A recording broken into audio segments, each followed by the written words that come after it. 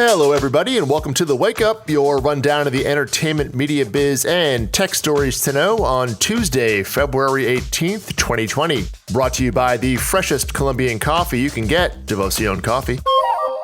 In today's Wake Up, a pretty quiet day overall. Jury deliberations begin at the Harvey Weinstein trial. Sonic pretty much took all of the money at the box office this weekend. The NBA All-Star Game ratings were up 8% on Sunday night, although that Jennifer Hudson performance really should have gotten the MVP trophy. Putting a link to that in the newsletter if you missed it. And HBO Max chose late Friday afternoon, for some reason, to release their new 30-second clip-based teaser promo, which debuted their new tagline, "Where HBO meets so much more," which was kind of ironic for a promo where there was zero HBO content featured. Anyway, let's kick off in Hollywoodland.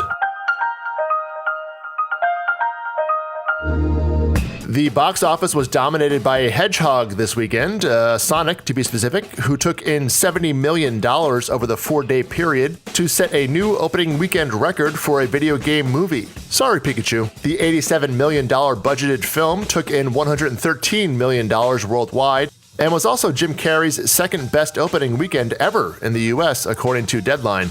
Birds of Prey, or whatever Warner Brothers is calling it these days, dropped 48%, taking in $19 million over the 4 days. Fantasy Island took third, debuting with $14 million. The Photograph was right behind it in fourth place with $13 million. And Bad Boys for Life rounded things out in fifth. Best Picture winner Parasite added another $6.6 million over the 4-day period to hit a U.S. total of $44 million. And the weekend's final new release, Downhill, with Julia Louis-Dreyfus and Will Ferrell, debuted at the number 10 slot with just over $5 million over the 4 days and a D cinema score. Looking ahead to the spring box office, James Bond has decided that No Time to Die isn't exactly a great title for a film in China these days. So, the April premiere and press tour has now been canceled due to the coronavirus, according to Variety.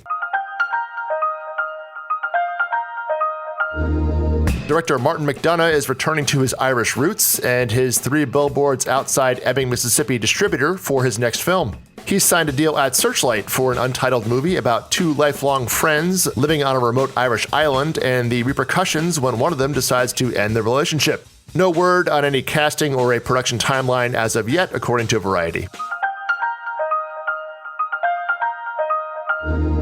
SNL's Kenan Thompson will be the host for this year's White House Correspondents' Dinner on April 25th, #NerdProm. 2017's host, Hassan Minhaj, will appear as a, quote, featured entertainer, and Donald Trump is again not expected to show up. And David Byrne's Broadway show, American Utopia, will be back for a second Broadway run in September, according to Deadline. The show finished up its initial run of performances this weekend, although to note, Byrne will be on SNL next weekend.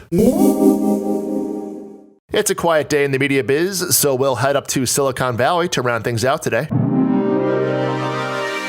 With Apple revenue becoming the latest victim of the coronavirus, a very conveniently timed $10 billion charitable contribution from Jeff Bezos, and surprise news on Adele's next album. Okay, that's not tech news, but who cares? It's Adele, who I'm sure would love a fresh cup of coffee in the morning from our sponsor, Devoción Coffee. Now, if you're having your morning cup of coffee, you may know it's freshly roasted. A lot of people print that on their bags, but what you don't know is when those coffee beans were picked off the trees.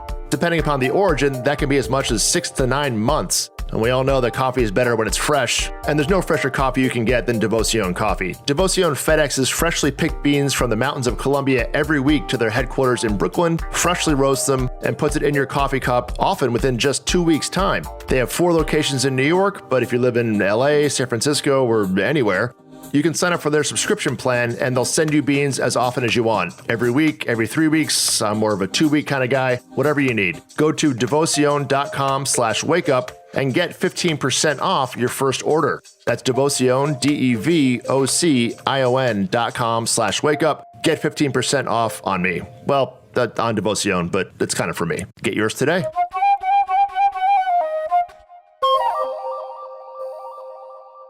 Now up to Silicon Valley.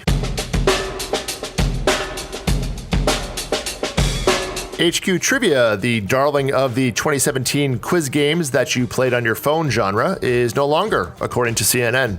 The company's deal with a potential buyer fell through last week, and the company decided to call it a day.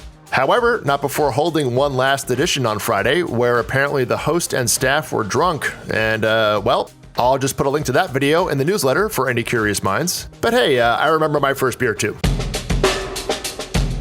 Add Apple to the list of companies being hit hard by the coronavirus, according to Variety. Apple announced that they are revising down their previous $63 to $67 billion earnings guidance for their upcoming fiscal quarter, which ends March 28th. This is due to both an iPhone manufacturing slowdown in China and, of course, fewer Apple products being purchased in that country, as many of their stores are closed. Jeff Bezos announced yesterday that he's giving away $10 billion of his fortune to combat climate change, establishing the Bezos Earth Fund. No points for creativity, but gets to the point.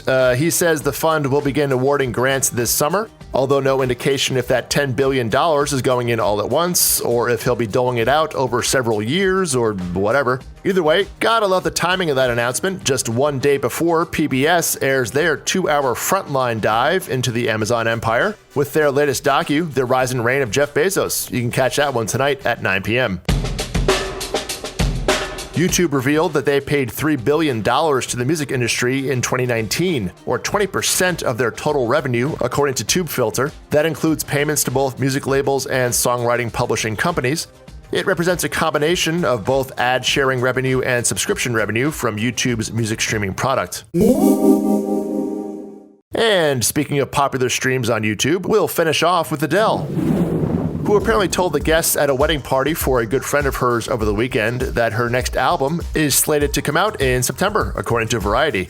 No comment from her rep or music label, who I'm sure were happy to get those calls yesterday. But for now, that rain isn't going to set fire all by itself.